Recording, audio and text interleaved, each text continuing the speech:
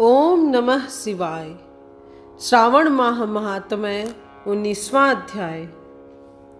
आज के वीडियो में आप सुनेंगे श्रावण मास की दोनों पक्षों की एकादशियों के व्रतों का वर्णन तथा विष्णु पवित्रारोपण विधि।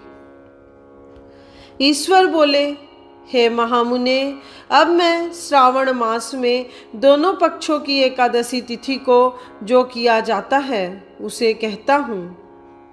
हे वत्स, रहस्य में अति श्रेष्ठ महान पुण्य प्रदान करने वाले तथा महापातकों का नाश करने वाले इस व्रत को मैंने किसी से नहीं कहा है। यह एकादशी व्रत श्रवण मात्र से मनुष्यों को वांछित फल प्रदान करने वाला, पापों का नाश करने वाला, सभी व्रतों में श्रेष्ठ तथा शुभ है। इसे मैं आपसे कहूँगा, आप एकाग्रचित्त होकर सुनिए। दसवीं तिथि में प्रातः काल स्नान करके शुद्ध होकर संध्या आदि कर ले और वेद वेत्ता, पुराणज्ञ तथा जितेंद्रिय विप्रों से आज्ञा लेकर 16 उपचारों से देवादि देव भगवान का विधिवत पूजन करके इस प्रकार प्रार्थना करें। हे पुंडरीकाक्ष, मैं एकादशी को निराहार रहकर दूसरे दिन भोजन करूँगा। हे अच्युत, आप मेरे शरणदाता होइए।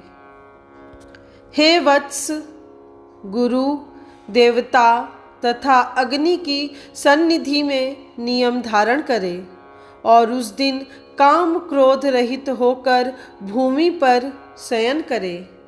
उसके बाद प्रातः काल होने पर भगवान केशव में मन लगाएं। भूख लगने तथा प्रस्खलन, गिरना, ठोकर आदि लगना के समय श्रीधर इस शब्द का उच्चारण करें। हे वत्स, यह व्रत मोक्ष प्रदान करने वाला है। अतः 3 दिनों तक पाखंडी आदि लोगों के साथ बातचीत, उन्हें देखना तथा उनकी बातें सुनना, इन सब का त्याग कर देना चाहिए। तदनंतर क्रोध रहित होकर पंचगव्य लेकर मध्याह्न के समय नदी आदि के निर्मल जल में स्नान करना चाहिए। सूर्य को नमस्कार करके भगवान श्रीधर की शरण में जाना चाहिए और वर्णाचार की विधि से सभी कृत्य संपन्न करके घर आना चाहिए। वहाँ पुष्प, धूप तथा अनेक प्रकार के नैवेद्यों से श्रद्धापूर्वक श्रीधर की पूजा करनी चाहिए। उसके बाद सुवर्ण में पंचरत्न युक्त श्वेत चंदन से लिप्त तथा 2 वस्त्रों से आच्छादित कलश को स्थापित करके और शंख, चक्र, गदा युक्त देवादि देव श्रीधर की प्रतिमा स्थापित कर उनकी पूजा करके गीत, वाद्य तथा कथा श्रवण के साथ रात्रि में जागरण करना चाहिए। इसके बाद विमल प्रभात होने पर द्वादशी के दिन विधिवत पूजन करके कृत्य होकर बुद्धिमान को चाहिए कि श्रीधर नाम का जाप करे। इसके बाद उन शंख, चक्र तथा गदा धारण करने वाले देव देवेश श्रीधर की पुनः पूजा करें और सुवर्ण दक्षिणा सहित कलश ब्राह्मण को प्रदान करें। उस समय ब्राह्मण को विशेष करके नवनीत अवश्य प्रदान करें। इस प्रकार प्रार्थना करें, भगवान श्रीधर, आज आप मुझ पर प्रसन्न हो और मुझे अति उत्तम लक्ष्मी प्रदान करें। हे मुनि श्रेष्ठ, इस प्रकार उच्चारण करके जगत गुरु श्रीधर से प्रार्थना करके श्रेष्ठ ब्राह्मणों को भोजन कराकर अपने सामर्थ्य अनुसार दक्षिणा देनी चाहिए। उसके बाद सेवकों आदि को भोजन कराकर गायों को घास खिलानी चाहिए। इसके बाद मित्रों तथा बंधु बांधवों समेत स्वयं भोजन करना चाहिए। हे सनत कुमार, मैंने आपको यह श्रावण मास की शुक्ल पक्ष की एकादशी व्रत विधि बतला दी। इसी प्रकार कृष्ण पक्ष की एकादशी में भी करना चाहिए। दोनों व्रतों में अनुष्ठान समान है, केवल देवताओं के नाम में भेद है। जनार्दन मुझ पर प्रसन्न हो, यह वाक्य बोलना चाहिए। शुक्ल एकादशी के देवता श्रीधर हैं और कृष्ण एकादशी के देवता जनार्दन हैं। हे सनत कुमार, यह मैंने आपसे दोनों एकादशियों के व्रत का वर्णन कर दिया। इस एकादशी व्रत के समान पुण्य व्रत न तो कभी हुआ और न होगा।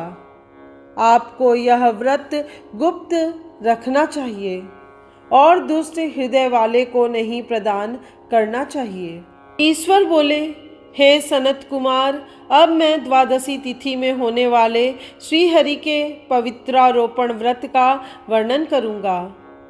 पिछले अध्याय में देवी की कही गई पवित्रारोपण विधि के समान ही इसका भी पवित्रारोपण है।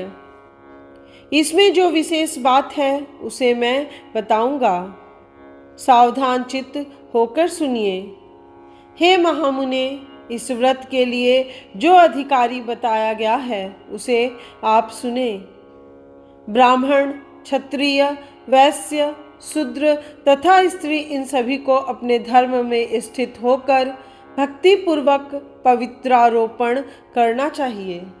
द्विज को चाहिए कि अतो देवा अवंतु नो यतो विष्णु विचक्रमे पृथिव्या सप्तधाम्भिः। इस मंत्र से विष्णु की पूजा करें।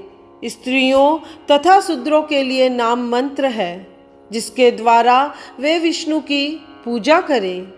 इसी प्रकार द्विज कद्रुद्राय इस मंत्र से शिव जी की पूजा करें।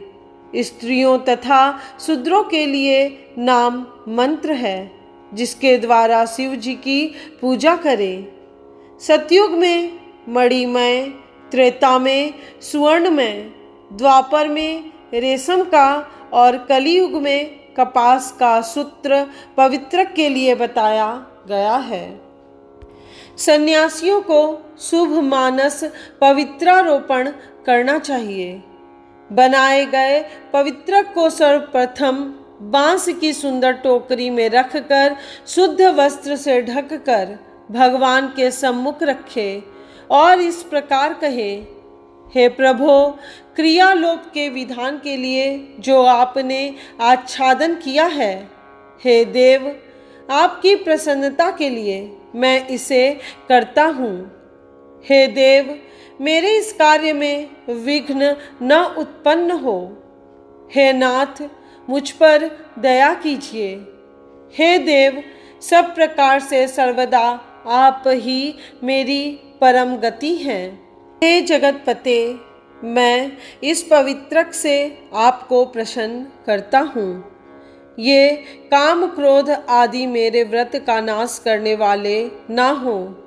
हे देवेश, आप आज से लेकर वर्ष पर्यंत अपने भक्त की रक्षा करें। आपको नमस्कार है। इस प्रकार कलश में देवता की प्रार्थना करके बांस के शुभ पात्र में स्थित पवित्रक की आदर पूर्वक प्रार्थना करनी चाहिए। हे पवित्रक, वर्ष भर की गई पूजा की पवित्रता के लिए विष्णु लोक से आप इस समय यहाँ पधारे। आपको नमस्कार है। हे देव, मैं विष्णु के तेज से उत्पन्न मनोहर, सभी पापों का नाश करने वाले तथा सभी कामनाओं को पूर्ण करने वाले इस पवित्रक को आपके अंग में धारण कराता हूँ। हे देवेश, हे पुराण पुरुषोत्तम, आप मेरे द्वारा आमंत्रित हैं, अतः आप मेरे समीप पधारे। मैं आपका पूजन करूँगा। आपको नमस्कार है।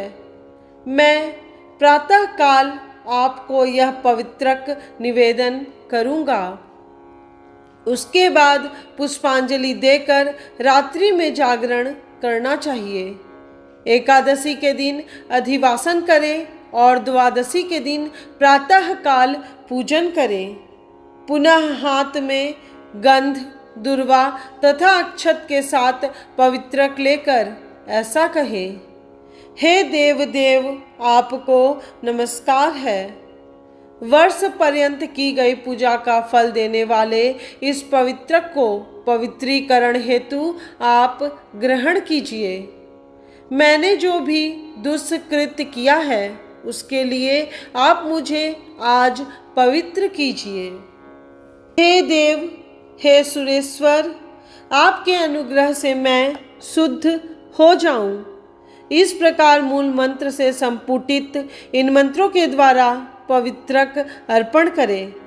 उसके बाद महानैवेद्य अर्पित करके निराजन कर प्रार्थना करें और मूल मंत्र से घृत सहित खीर का अग्नि में हवन करें।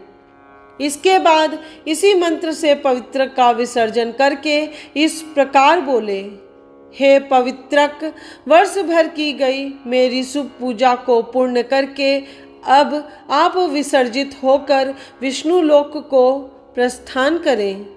इसके बाद पवित्रक को उतार कर ब्राह्मण को प्रदान कर दें अथवा जल में विसर्जित कर दें। हे वत्स, मैंने आपसे श्री हरि के इस पवित्रारोपण का वर्णन कर दिया। इसे करने वाला इस लोक में सुख भोग कर अंत में वैकुंठ प्राप्त करता है। इस प्रकार श्री स्कंद पुराण के अंतर्गत ईश्वर सनत कुमार संवाद में श्रावण मास महात्म्य में उभ एकादशी व्रत कथन और द्वादशी में विष्णु पवित्रारोपण कथन नामक 19वां अध्याय पूर्ण हुआ। इस चैनल के अगले वीडियो में आप श्रावण मास महात्म्य 20वां अध्याय जरूर सुनिएगा, जिसमें श्रावण मास में त्रयोदशी और चतुर्दशी में किए जाने वाले कृत्यों का वर्णन किया गया है। 18 पुराणों से जुड़ी आध्यात्मिक कथाओं को सुनने के लिए आपके अपने इस चैनल को सब्सक्राइब कीजिए, जिसे सुनकर और अमल करके आप अपनी आध्यात्मिक यात्रा पर बड़ी सरलता से आगे बढ़ सकते हैं। यदि आपको और आपके भाई बंधुओं को इस तरह की आध्यात्मिक और पौराणिक कथाएं सुनना पसंद हो तो इन वीडियोस को अधिक से अधिक लोगों के साथ शेयर कीजिए। इस चैनल पर पद्म पुराण की कथाएं भी अपलोड की जा रही हैं, जिन्हें आप सुनने के साथ साथ पढ़ भी सकते हैं। अगले वीडियो के आने तक आप सभी से इजाज़त चाहूँगी। तब तक के लिए ओम नमः शिवाय।